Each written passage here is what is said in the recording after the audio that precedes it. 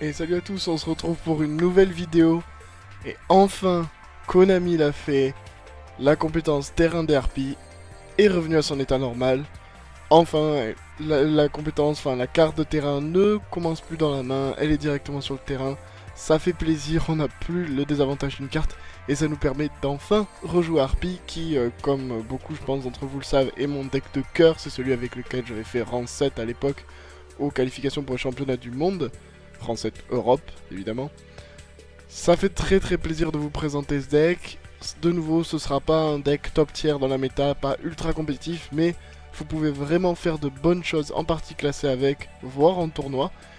Et je vais tout de suite commencer par la decklist. Vu qu'on joue la carte de terrain des harpies, on joue évidemment des harpies. On joue d'abord 3 dames harpies 1 parce qu'elles sont juste trop fortes. Elles boostent de 300 points d'attaque tous les monstres vents, dont elles-mêmes, ce qui peut donner des montants très élevés si on en a plusieurs sur le terrain. On joue également 2 danseuses harpies. Alors elles sont faibles en termes de stats, mais en combo avec la carte de magie de terrain, elles sont très fortes.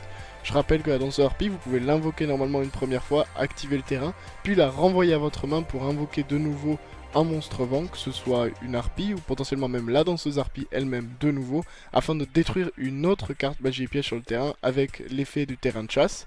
Donc très intéressant en combo. Et on joue également 2 reines harpies. Alors leur effet est pas activable et pas utile, on ne peut pas aller chercher le terrain dans notre deck, on l'a déjà sur le terrain, mais ça nous permet quand même d'avoir un monstre assez puissant, 1900, 2100 d'attaque avec le terrain, 2400 si on a une harpie, dame harpie 1 sur le terrain. Donc ça peut quand même être intéressant en combo et surtout faire de gros dégâts. C'est quand même un beater assez important, même s'il n'est pas suffisant évidemment contre des decks dragon blanc etc. Mais il peut s'avérer utile. Je joue également le paquet Néos comme je l'appelle, c'est-à-dire 2 Néos héros élémentaires, 3 fusions Néos, le Sauveur Bacon et les 3 Néos le Brave dans l'extra deck. C'est juste très bien de manière générale avec beaucoup de decks dans la méta, mais ici je vais vous montrer un peu plus tard pourquoi ça combat très bien avec le deck. Je joue également 2 contrôleurs d'ennemis, ce sont juste les meilleures cartes semi-limitées pour le deck, surtout que vu que vous gérez déjà les cartes magie et pièges adverses avec vos harpies et le terrain de chasse, vous pouvez plus facilement faire des plays pour gagner avec le contrôleur d'ennemis, même si vous devez faire attention toujours au Sauveur Bacon adverse et au Sphère Kuriboh. En parlant de Sphère Kuriboh, j'avais 2 places libres dans mon deck à la fin, donc j'ai mis 2 Sphères Kuriboh. Ce sont juste des très bonnes cartes dans la méta, donc pourquoi ne pas les mettre? Après tout, à part contre Rouage Ancien, elles seront normalement toujours utiles. Et maintenant on arrive à la partie vraiment intéressante de ce deck, là où le paquet Néos prend tout son sens, mais je vais d'abord vous parler de l'extra deck pour ça. Dans l'extra deck, on joue 2 grandes tornades, qu'on peut invoquer comment? Grâce à la fusion nécro dont je parlerai après, et les cartes harpie et un Néos.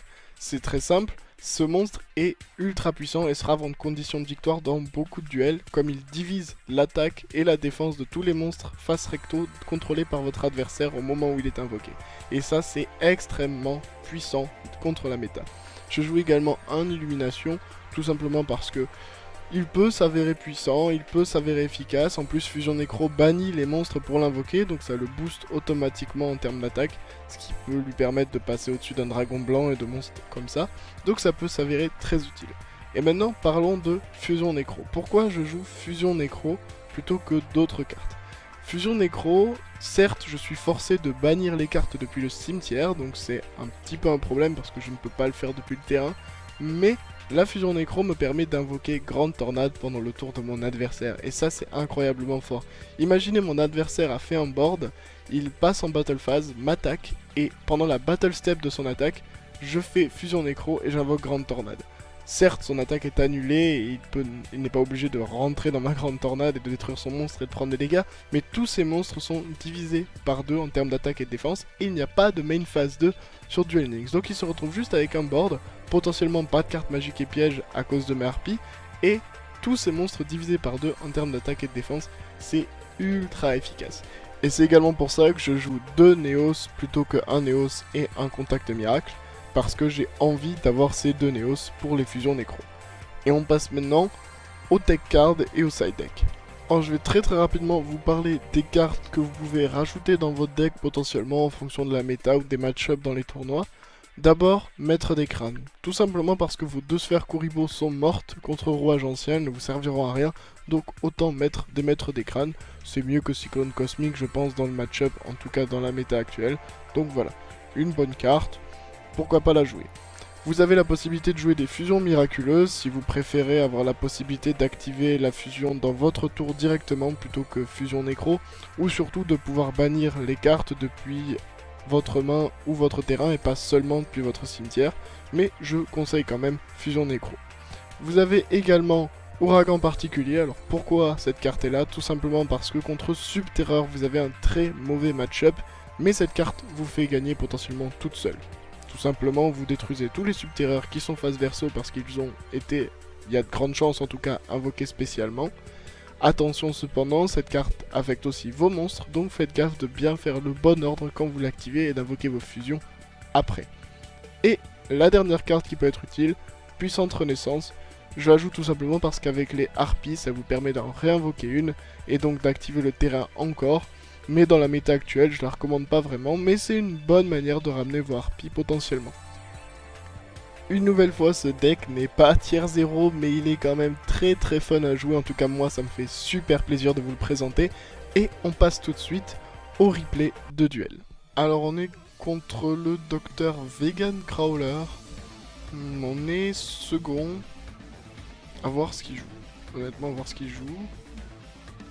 Ok, il joue donc Rouage Ancien. On n'a pas, par contre, de sphère Kuriboh, donc ça c'est pas mal. Ok, donc ça c'est vachement cool. On va, j'espère pouvoir vous montrer un peu la pleine puissance du deck. Donc on va faire d'abord Danseuse Harpie, on va activer la carte de terrain. On va péter une des deux faces cachées, voyons voir s'il peut l'activer ou pas. Ok, c'est un Canadia, c'est pas mal, on le force, c'est pas plus mal. On va faire maintenant Fusion Neos. Donc ça nous permet, on va envoyer pas le Neos de notre main, il peut toujours s'avérer utile, mais on va envoyer par contre une Harpie. Hop, on envoie comme ça. On envoie Neos le Brave, on pose notre contrôleur d'ennemis et notre fusion nécro, et on tente d'attaquer. Il y a un délai. Ok, force miroir, c'est pas un problème, on est content de l'activer presque ici. On aurait préféré évidemment que la danseuse harpie tape la force miroir directement, ce sera pas le cas malheureusement. Alors, on est vraiment pas mal, ici, on a la fusion nécro qui est activable. On a beaucoup de choses. Alors, je pense que il a pas compté. Il a pas compté. Hein. Bon. Il a pas compté. Est-ce que je fais la fusion nécro ici? Si je fais fusion nécro, j'ai potentiellement létal parce que je rappelle que le monstre que j'invoque par fusion nécro ne peut pas attaquer le tour où il est invoqué. Donc j'ai létal si la carte face cachée c'est rien. Et je vais le faire. On prend le risque. On prend le risque de fusion nécro ici. Je vais invoquer Grande Tornade, de toute façon je peux pas vraiment invoquer autre chose. Donc on le fait, on va quand même baisser voilà, l'attaque de moitié. Donc pourquoi pas, ça fait toujours ça. Bah en fait non, je suis stupide, pardon. Canadia n'est pas affecté par les effets de monstre, oui voilà. Bon, ça ne change rien, c'est quand même juste pour l'invoquer. Là où c'est intéressant par contre, il y a un délai. Contrôleur d'ennemis, d'accord. Sacrifier un monstre, face recto, voilà, ok. Prenez le contrôle, très bien. Alors nous ce qu'on va faire c'est qu'on va activer quand même l'effet de la danseuse harpie. Hop. Hop, on la ramène, on l'invoque de nouveau normalement sur le terrain. Et on se débarrasse de son château. Alors je pourrais contrôleur d'ennemis moi aussi pour reprendre Grande Tornade. J'en ai pas spécialement besoin. Donc on va juste attendre un tour de plus et on devrait être vraiment pas mal. Je vois pas ce qu'il peut faire ici, vous voyez on a géré tout son back row, on lui a forcé ses mages et pièges à des moments où il voulait pas les utiliser. Et il se retrouve mal parce qu'il a sûrement des réacteurs dans la main mais il ne peut pas le faire. Alors attention ici évidemment, si vous invoquez ça, ça veut dire que vous allez détruire une de vos magies et pièges. Et en plus ça ne donne pas létal quand même s'il arrête l'attaque de la Grande Tornade. Donc je préfère ne pas le faire, on va éviter le suicide. Mais il n'a rien. Donc c'est la victoire de notre côté. Donc vous voyez, même Rouage Ancien qui est potentiellement pas un bon match-up, on l'empêche quand même de faire pas mal de choses. On lui a forcé ses cartes et on prend la victoire à la fin. Alors on est contre Jaden Yuki. Ça peut être beaucoup de choses. Peut-être un deck héros élémentaire bizarre ou... À voir, à voir. Honnêtement, là, je suis prêt à tout. Ok, là, c'est pas mal du tout. On a la fusion Néos et fusion Nécro. Donc, on va très clairement partir sur... On envoie... Je pense qu'on veut pas repiocher une danseuse. Donc, on va envoyer ça. Hop. Voilà. Et on pose la fusion Nécro.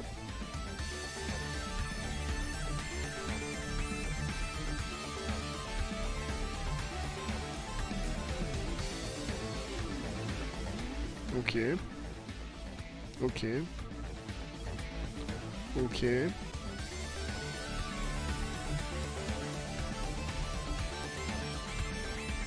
J'espère juste que ça c'est pas trappe perfide. Ce serait un peu relou. En fait ici on a des choix à faire. C'est-à-dire que on peut jouer autour de trappe perfide. Parce que si on joue autour de trappe perfide ça veut dire qu'on n'invoque pas... Ok, bon là par contre on va très clairement jouer fusion nécro, il n'y a pas de jeu autour. Il va être assez déçu, hein, je vous le cache pas. Voilà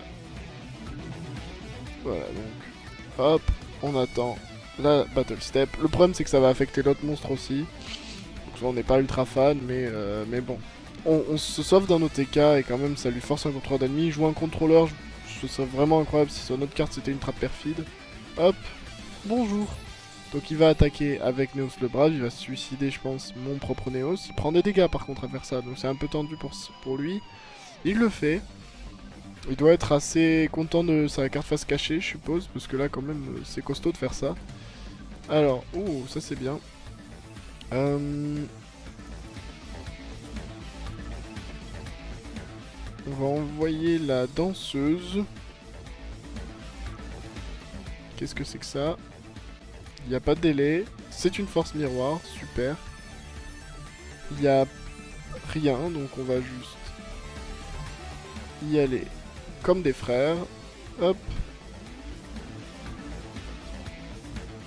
Allez, c'est parti. Contrôleur d'ennemis. On prend le contrôle du Néos adverse. Et normalement, sauf surprise, on la gagne. Parfait. Vous avez vu, on gère tout le back row. C'est quand même vachement efficace. Et fusion nécro quoi. Grande tornade sur le tour de votre adversaire lors de son attaque, c'est quand même incroyablement fort. Et on est contre Bones. Et ça fait très longtemps que j'avais pas vu quelqu'un jouer Bones, honnêtement. Ça fait plaisir, mais je me demande vraiment ce qu'il joue. Là j'avoue, je suis prêt pour être surpris. Cran. Ah ok, ouais, bon ok, c'est juste un joueur de cran qui joue Bones. Je respecte très clairement ça. On a la main de Jésus, évidemment. Là, par contre, c'est la main godlike.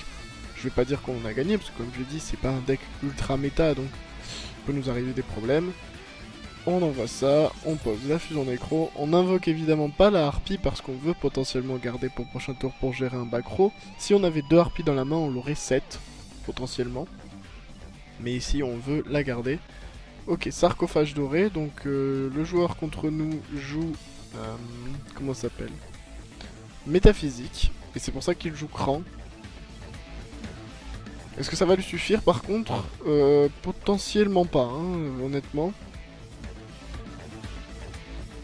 Alors, il y a quand même quelques problèmes évidemment, parce que métaphysique, s'il a le combo entier, ça peut lui permettre de bannir tous nos monstres invoqués spécialement. Assim métaphysique, ok, donc on devrait le faire, on va devoir le faire dans un ordre un peu particulier. Ok, donc il va avoir le combo entier, donc on va être obligé de garder la fusion nécro face cachée tranquillement. Ok, et là ça va partir évidemment ici. C'est parti, on va le laisser faire évidemment. Dimension métaphysique, certes. Hop. Ça renvoie. Après il va pas normalement bannir de monstre ce tour, donc il peut pas faire la dimension métaphysique. Là la logique voudrait qu'il récupère. Ok, est-ce qu'il va invoquer quelque chose avec le dragon tyran? Il invoque quelque chose. Je parie donc sur Dédale ici. Ok, Dédale qui va s'occuper donc de Néos le Brave.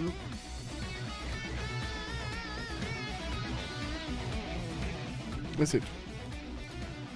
Dame Harpie.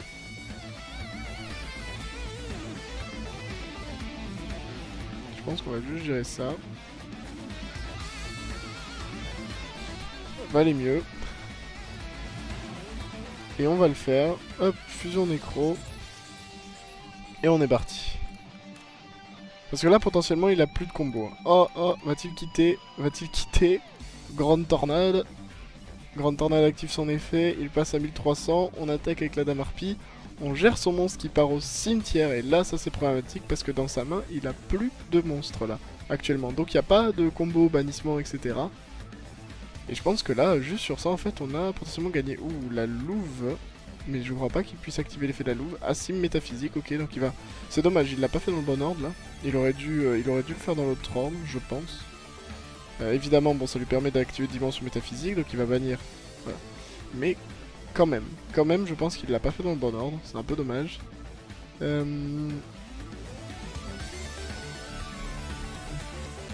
contre, si c'est une trappe perfide encore, c'est assez insupportable.